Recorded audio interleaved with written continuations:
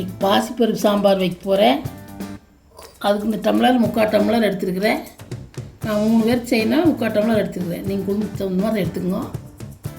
2 தக்காளி கட் பண்ணி வச்சுருக்கிறேன். இதெல்லாம் குக்கரில் போட்டு 2-3 விசில் விட்டுக்கலாம். குக்கரில் போட்டுக்கலாம். பாசிப்பருப்பை தக்காளி போட்டுக்கலாம். தண்ணி ஊற்றிக்கலாம். கொஞ்சம் முழுகிற அளவுக்கு தண்ணி ஊற்றிக்கங்க. இன்னும் கொஞ்சம் இவ்வளோ ஊற்றிக்கங்க.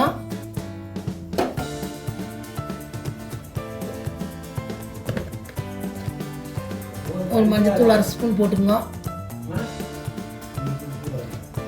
மஞ்சத்தூள் 1/2 ஸ்பூன் போட்டுக்கங்க.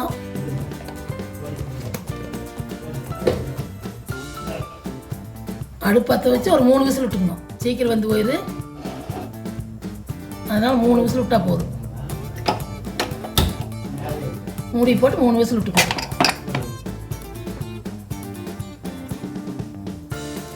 பார்த்தீங்கன்னா 3 விசில் வந்துருச்சு. பாசிப்பருப்பு விசில் அடங்கிடுச்சு. எடுத்துக்கலாம். பார்த்தீங்கன்னா நல்லா வெந்துருச்சு. சூப்பராக தாளிச்சிக்கலாம். நல்லா இப்படி கரண்டியிலே குழச்சி விட்டுக்கணும். கடைய வேண்டியதெல்லாம் இல்லை. இது 10 நிமிஷத்தில் செஞ்சிடலாம். சமைக்க தெரியாத பிள்ளைய கூட செய்யலாம். இதுக்கு தேவையான பொருள் பார்த்தீங்கன்னா ஒரு 4 சின்ன வெங்காயம் வெட்டி வச்சுக்குவோம். கொஞ்சம் கருவேப்பிலை, ஒரு 3 வரமிளகா, கொஞ்சம் பூண்டு, மேலே ஒரு கொத்தமல்லி தழை, இதெல்லாம் போட்டு தாளிச்சிக்கலாம். அடுப்பு பற்ற வச்சு இந்த மாதிரி ஒரு ஓசி வச்சுக்குவோம். எண்ணெய் ஊற்றிங்க. எண்ணெய் காயிட்டு இந்த பருப்பு பார்த்தீங்கன்னா ஈஸியாக 10 நிமிஷம் செஞ்சிடலாம். இது இட்லி, தோசை, சப்பாத்தி எல்லாமும் சாப்பிட்லாம். சாப்பாட்டுக்கும் சாப்பிட்லாம்.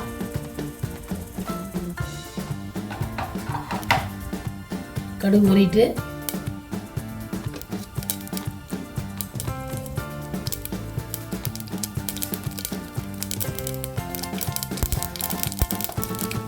வெங்காயத்தை போட்டுக்கலாம்.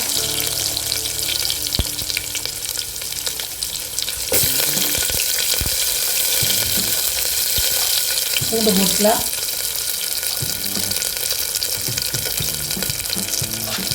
மிளகாயும் போட்டுக்கலாம். எல்லாம் வதங்கிட்டு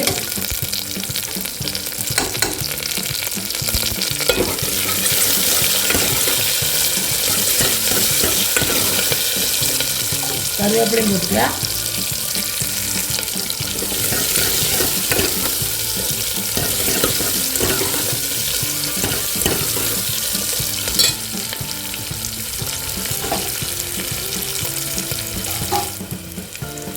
கொஞ்சமாக பெருங்காயத்தூள் சேர்த்திங்க.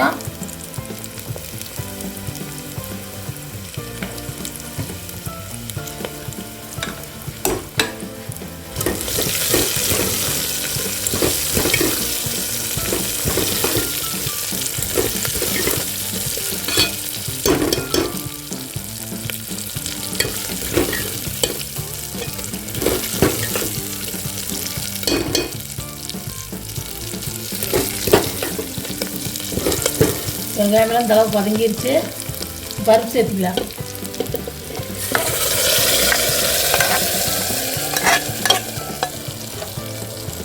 இது கொஞ்சம் தண்ணி சேர்த்து அலாசி வச்சுக்கலாம். குக்கரில்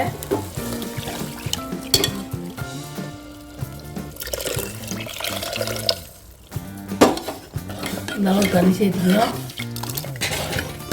நாளைக்கு சப்பாத்திக்கு தான் செய்கிறேன். கொஞ்சம் கெட்டியாக இருக்கணும். சாப்பாட்டுக்குன்னு கொஞ்சம் தண்ணியை வச்சுக்கலாம். உப்பு சேர்த்துக்கலாம் தேவையான அளவு.